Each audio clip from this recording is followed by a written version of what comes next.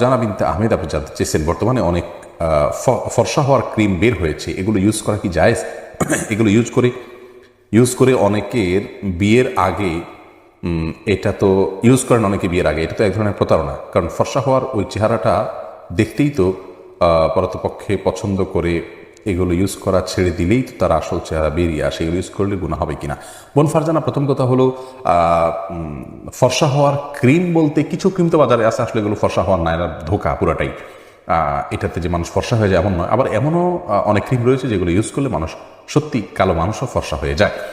আর এগুলো ব্যবহার করা উচিত নয়। প্রথম কথা হলো যে লা তাবদীলা লিখালকিল্লাহ, আল্লাহর সৃষ্টিতে মৌলিক পরিবর্তন আনা, এটা ইসলামী শরিয়ার দৃষ্টিকোণ থেকে জায়েজ নয়। এটা হলো আল্লাহ রাব্বুল আলামিনের যে ফয়সালা, আল্লাহর যে কাজা, সেটার প্রতি অসন্তুষ্টির শামিল। অথচ রেদা বিল কাদা এটা ঈমানের গুরুত্বপূর্ণ একটা পার্ট। আল্লাহ রাব্বুল আলামিন আপনার জন্য, আমার জন্য যে ফয়সালা করলেন, সেই ফয়সালাকে আমি কতটা মেনে নিলাম, এটি কিন্তু একটা ঈমানের পরীক্ষা। অতএব আমি যদি আল্লাহর ফয়সালাতে অসন্তুষ্টি প্রকাশ করি, তাহলে সেটি কিন্তু আমাদের ঈমান বিরোধী একটি কাজ। ঈমানের যে 6টি রোকন রয়েছে, তার মধ্যে থেকে একটি গুরুত্বপূর্ণ রোকন হলো এইটি। অতএব এই বিষয়ে আমাদের খেয়াল রাখা উচিত। দ্বিতীয় কথা হলো যে বিয়ের আগে যদি কেউ এই জাতীয় ক্রিম ব্যবহার করে নিজের শরীরের রং পরিবর্তন করেন, ফর্সা হয়ে যান, এবং তা দেখে ছেলেপক্ষ তাকে পছন্দ করেন, অথচ শরীরের অন্যান্য অংশ তার কালো, এবং চেহারাতেও এই ক্রিম ব্যবহার না করলে যদি আবার কালো হয়ে যান, তাহলে সেক্ষেত্রে এটি সুস্পষ্ট প্রতারণা।